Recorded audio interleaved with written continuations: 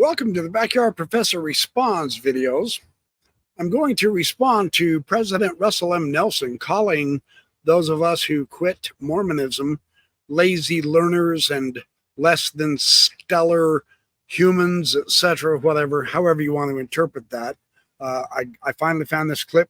Nemo the Mormon had it on one of his shorts, and I'm going to share this clip along with Uchtdorf's idea. And then I want to share some musings that I've had. I've been thinking about this now off and on for quite a while, and as usual, I'm late to the party. So let me do a share the screen real quick, and we shall get on this. Oh, yeah, this is it. Yeah. I will switch from this one to the first because it's clipped very close. I don't want you to miss it.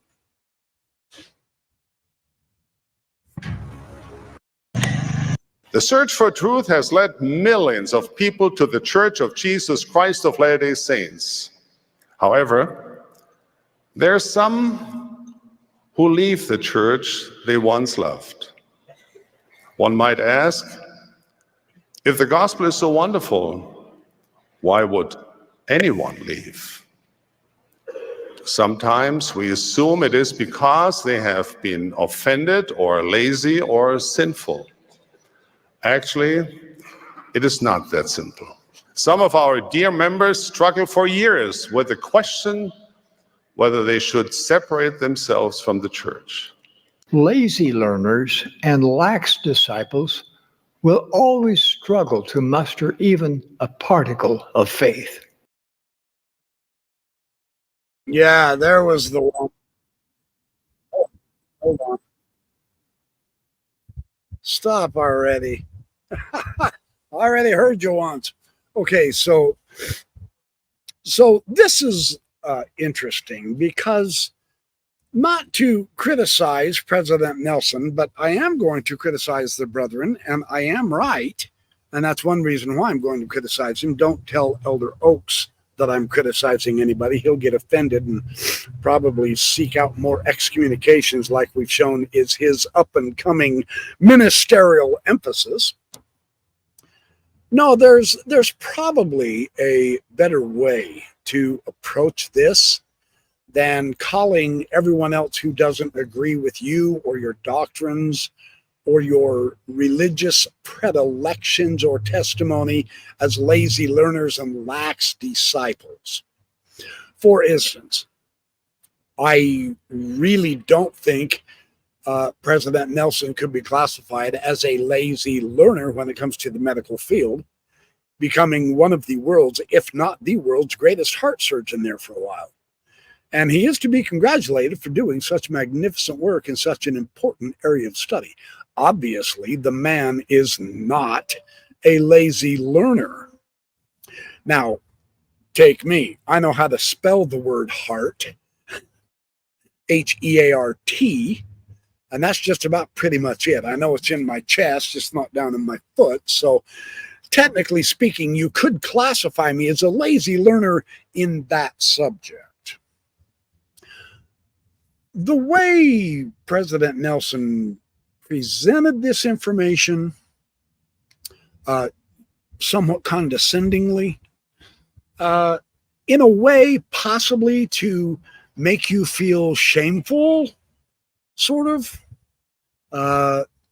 And yet, I don't think that's accurate. I don't think that's quite right, because while President Nelson was off practicing heart surgery for all those years and being a general authority, I was studying the collected works of Hugh Nibley and everything the Farms group produced. I helped found FAIR, the Foundation for Apologetic Information and Research, and then later separated from them. And so I read the collected works of Hugh Nibley, about 18 volumes. I read every volume at least 4 times. And 3 of the volumes I've read a dozen times, including the message of the Joseph Smith Papyri, the great, big, thick, heavy one, the most difficult one Nibley ever wrote, along with Abraham in Egypt. I read those materials a dozen times. I seriously doubt President Nelson has bothered to read the entire collection of Hugh Nibley, if anything at all. Would it be accurate or fair on my part to call him a lazy learner? Because it's not like I wasn't studying the gospel. I was studying the gospel from Hugh Nibley's point of view, but I was studying the gospel. And thanks to Hugh Nibley, I got very interested in the biblical scholarship aspect of things, began studying the outstanding materials of several superb biblical scholars and archaeologists and linguists, became somewhat familiar with Hebrew, Greek, Aramaic, etc. And I'm still working on that right now, in fact.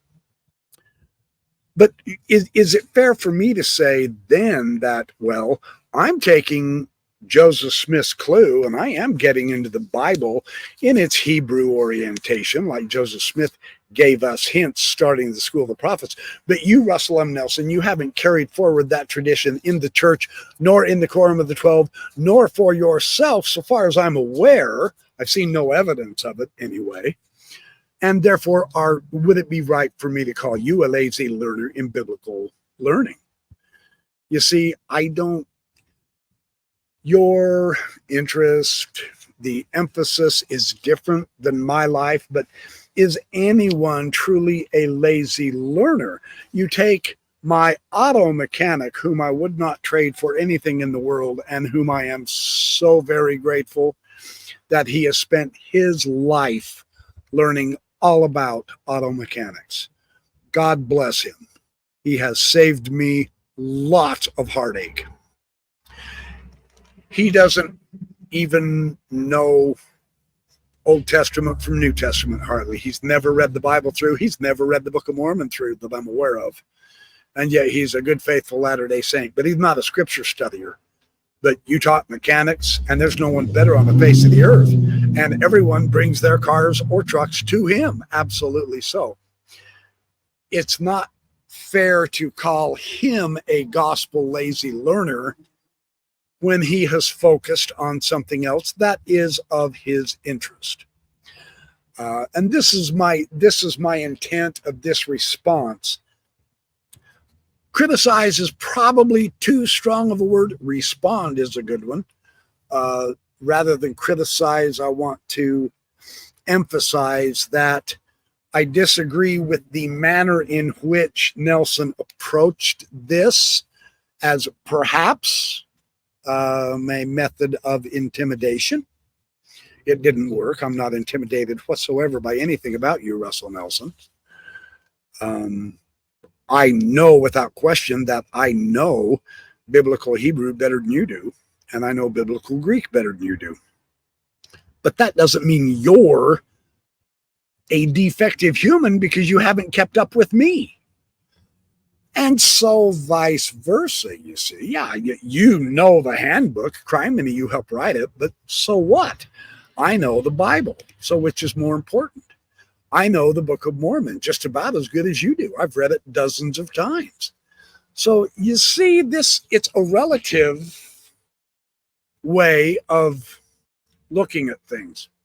What you state is a relative idea that in some context could be true, in other context is entirely false. And so I take umbrage with your approach because it's not as accurate nor as pleasing as it could be. You probably would do well to actually apologize for taking that stance. Just don't tell Dallin Oaks I told you to apologize. He won't like that at all. He doesn't apologize for anything. But you, perhaps being a better, more spiritual man than Oaks will ever be, you could apologize and say, let me redo this idea and let me reemphasize some things. I don't know. It's up to you. It's okay. I don't care either way. All I'm here to say is your lazy learner doesn't apply to me, especially if you want to talk about gospel, scriptures, I've never left those alone. Yeah, that's true. I don't darken your church doorsteps anymore, nor your apostate temples. That's true, but that doesn't mean I'm a lazy learner. I got news for you. I'm studying Greek and Hebrew every single day in the scripture. And I am comparing it with a lot of other things, including your own words, if and when you decide to finally get back to giving Bible sermons, which I have my great doubts you'll ever do again, if you ever did in the first place. You Mormons have a way of ignoring the Bible. It's basically a placeholder, kind of like early Christianity is, you know. I've studied several of the early Christian fathers, Clement of Alexandria, Clement of Rome, Lactantius, Tertullian, Origen, Athanasius, Augustine, etc.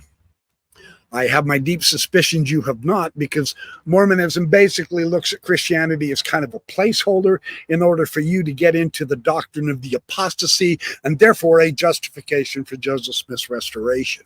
Yeah, I get all that noise. I get that. But if you don't understand what early Christians actually believed, then you have no idea if you're being restored of it. And in point of fact, there's a lot you're missing.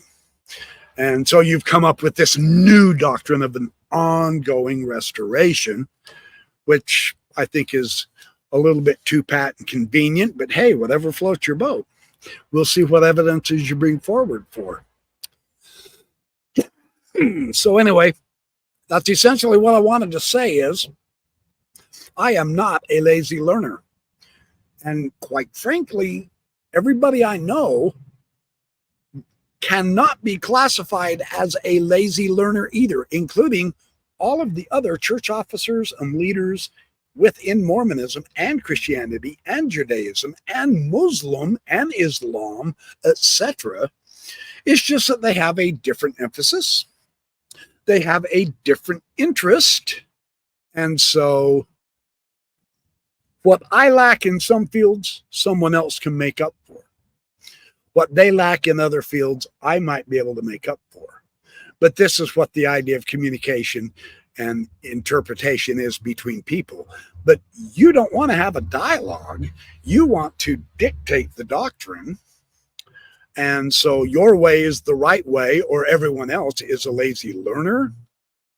And I think that's fundamentally false. Just letting you know. Thanks for watching the BYP Responds. I'll be back with more just as soon as I can.